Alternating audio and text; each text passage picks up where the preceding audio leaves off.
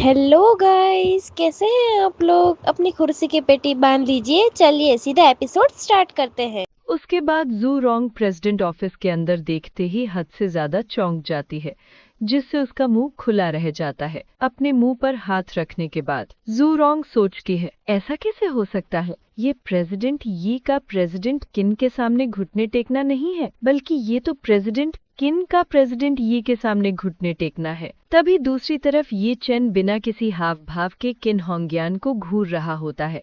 उसे देखकर बाहर खड़ी सभी लड़कियां डरकर हड़बड़ी में भाग जाती है। बेचारी किन होंग्यान अभी भी लाचार और बेबस होकर वहीं अपने घुटनों पर बैठी हुई होती है। ये चैन धीरे धीरे उसके करीब जा रहा होता है। ये चैन ने ताना मारते हुए कहा, प्रेसिडेंट किन, आप मुझसे मिलते ही मेरे सामने घुटने क्यों टेक रही हैं? मैं आपके इस तरह के भव्य बर्ताव को स्वीकार नहीं कर सकता। किन होंग्यान सोचती है, अगर आप इसे स्वीकार नहीं कर सकते हैं तो आपने अभी तक मुझे उठने में मदद क्यों नहीं की? आप मुझे बहुत शर्मिंदा कर रहे हैं। ऊपर से आपका ये रवैया तो हद से ज्यादा ही। लेकिन किन होंग्यान अपनी वो सोच पूरी नहीं कर पाती है, क्योंकि तब तक ये चैन बिल्कुल उसके सामने खड़ा होता है। किन होंग्यान शर्माते हुए सोचती है, वोंग फैमिली पर तो धिक्कार है। अगर वे ना होते तो गलती से मैं अपने बॉस को नाराज नहीं करती। किन होंग्यान ने आंखें बंद करके अफसोस करते हुए कहा, प्रेसिडेंट ये, प्लीज मुझे माफ करें, मैं गलत थी। प्लीज कल मैंने जो भी कहा उसके लिए मुझे माफ कर दीजिए। ये चेन ने किन होंग्यान के सामने नीचे बैठते हुए कहा, कल? ओ हाँ, मुझे अब याद आया। तब तक किन होंग्यान अपनी आंखें खोलकर ये चेन को अपने सामने देखकर शर्माने लगती है। ये चेन ने मुस्कुराते हुए कहा, कल तुमने ऐसा कहा था कि हम प्रेमी हैं। इतना कहते ही ये चेन किन होंग्यान के बेहद करीब आ जाता है। ऐसा होता देख किन होंग्यान चौंक जाती है, लेकिन किन होंग्यान कोई प्रतिक्रिया दे उससे पहले ही ये चेन उसे गले लगा लेता है। उस समय किन होंग्यान बस शर्माते हुए ये चेन को घूरती रह जाती है। ये चेन सोचता है, बहुत ही खुशबूदार और कोमल, इसमें कोई आश्चर्य नहीं कि इतने सारे पुरुष इस लड़की के दीवाने हैं। ये चेन ने मजाक में ताना मारते हुए कहा, मैंने सुना है कि मैंने तुम्हें अपनी प्रेमिका बनने के लिए कहने के लिए पूरा एक द्वीप किराए पर लिया था। वैसे वो कौन सा द्वीप था? किन होंग्यान ने शर्माते हुए कहा, प्लीज मुझे माफ करे, मैं गलत थी। ये चैन ने शांति से कहा, ठीक है, पहले तुम खड़ी हो जाओ, उसके बाद हम बात करेंगे। फिर किन होंग्यान उठकर खड़ी हो जाती है और ये चैन भी उससे दूर अपनी टेबल के पास जाने लगता है। ये चैन ने कहा, ऑफिस के पर्दे बंद कर दो, अगर दूसरे एम्प्लॉयज को ये दिखेगा तो अच्छा नहीं लगेगा। किन होंग्यान ने शर्माते हुए कहा, हाँ। अगले ही पल किन होंग्यान रिमोट से ऑफिस के पर्दे बंद करने लगती है। उस वक्त ये चैन अपनी चेयर पर जाके बैठ गया होता है। ये चैन ने कोई डॉक्यूमेंट देखते हुए कहा, प्रेसिडेंट किन, कल आपने कहा था कि आप युनजोउ शहर में यी चैन के लिए आजीविका के सभी साधन छीन लेंगी। ये सुनकर किन होंग्यान चौंक जाती है। ये चैन ने बिना ऊपर देखे ही कहा, अब मैं हुआशैंग ग्रुप का प्रेसिडेंट हूँ, आपका बॉस हूँ। ये चैन ने किन होंग्यान की तरफ देखते हुए कहा, मैं आपसे पूछना चाहता हूँ, अब आप मुझे ब्लैकलिस्ट कैसे करेंगी? किन होंग्यान ने अपना सर झुका के कहा, प्रेसिडेंट ये, मुझे वास्तव में ये उम्मीद नहीं थी कि आपके जैसे प्रतिष्ठित व्यक्ति वोंग फैमिली के घर में रहने वाले घर जमाई होंगे। मुझे पता है मेरी गलती माफ करने लायक नहीं है। आप मुझे जो भी सजा देंगे मैं उसे स्वीकार करूंगी। किन होंग्यान ने आगे झुकते हुए कहा, अगर आप मुझे थप्पड़ मारना चाहते हो तो मैं थप्पड़ खाने चलकर आपके पास आऊंगी ताकि आप मुझे थप्पड़ मार सको। अगर आप मुझे डांटना चाहते हो तो मैं सुनूंगी। किन होंग्यान ने गहरी सांस लेकर अफसोस के साथ कहा, अगर आप मुझे नौकरी से निकालना चाहते हैं तो मैं अभी अपना सामान पैक करके चली जाऊंगी। जीवन में फिर कभी आपके सामने नहीं आऊंगी और आपको कभी गुस्सा नहीं दिलाऊंगी। ये चैन सोचता है, किन होंग्यान नाम की ये लड़की वाकई साधारण नहीं है।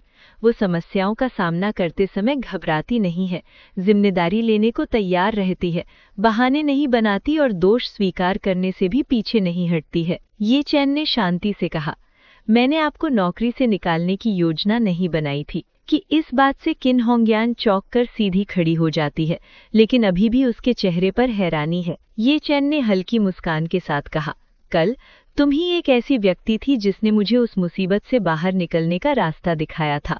अगर मैं सचमुच एक साधारण दामाद होता तो तुम ही मेरी बेनिफैक्टर होती। इतना सुनते ही किन होंग्यान की आंखों से मोतियों की तरह छोटे छोटे आंसू गिरने लगते हैं। आंखों में आंसू के साथ भी वो मुस्कुराते हुए खूबसूरत लग रही है।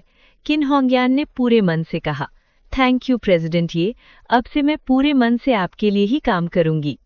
ये चैन ने सख्ती से कहा, मैं आपको माफ कर सकता हूँ, लेकिन कल बैंक्वेट में उपस्थित वो अन्य सभी लोग जिन्होंने मेरी रोजी रोटी छीन ली, मैं उनमें से किसी को भी नहीं छोड़ूंगा। किन होंगयान ने शर्माते हुए कहा, प्रेसिडेंट ये, आप मुझे होंगयान कह सकते हैं। ये चैन ने मुस्कुराते हुए कहा, होंगयान, कल मेरी रोजी रोटी छीनने वाले सभी लोगों के बारे में जानकारी लाकर मुझे सौंप दो। किन होंगयान ने शांति से कहा, जी हाँ। किन होंगयान सोचती है, प्रेसिडेंट ये अब अगला कदम उठाने वाले हैं।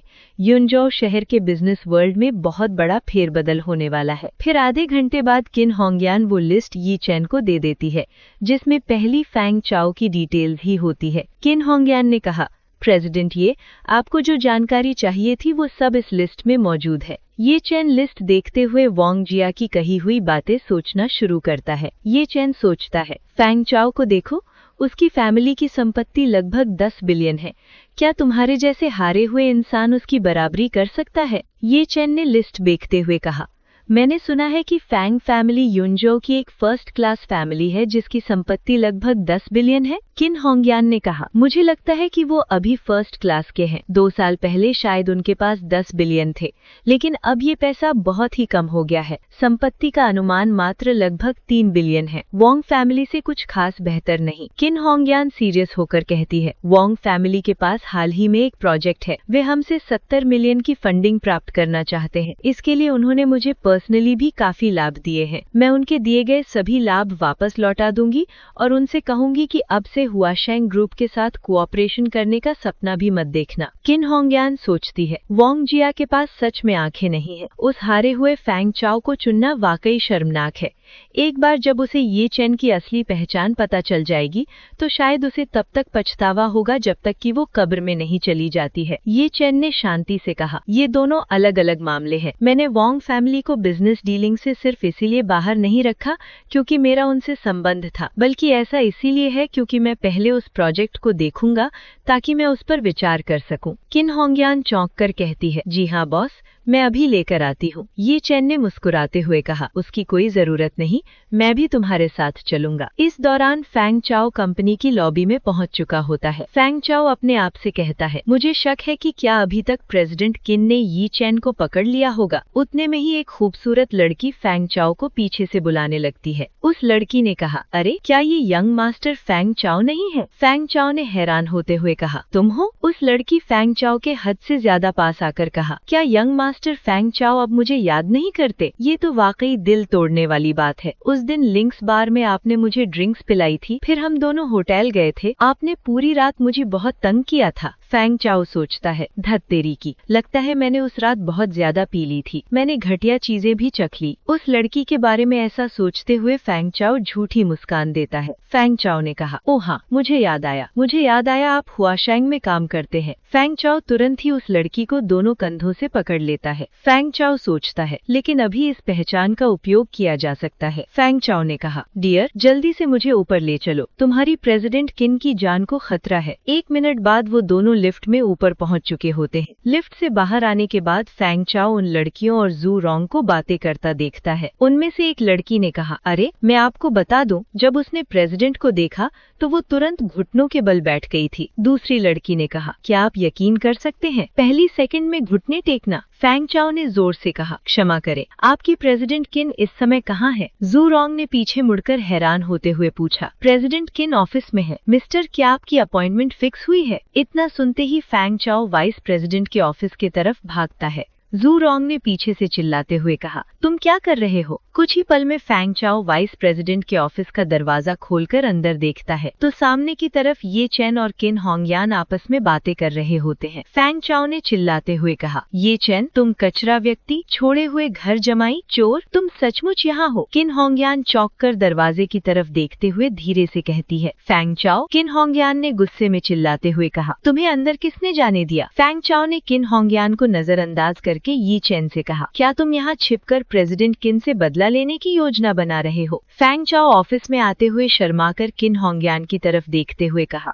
सिस्टर होंगयान डरो मत, मैं इस निकम्मे ये चैन को अभी दरवाजे से बाहर निकाल दूंगा ताकि वो यहाँ पर आपका अपमान न कर सके। इतना सुनते ही किन होंगयान गुस्सा होने लगती है। अगले ही पल फैंग चाओ के पास जाकर उसके मुंह पर जोर से तमाचा लगा देती है, जिससे फैंग चाओ हैरान रह जाता है। किन होंगयान ने गुस्से में लाल होते हुए कहा, किन होंगयान कब से तुम्हारी सिस्टर लगती है, मुझे प्रेसिडेंट किन कहो। आज का अपना सफर यहीं तक का था। अब फिर मिलेंगे नेक्स्ट एपिसोड के साथ। Thanks for watching our videos. Please like and subscribe guys.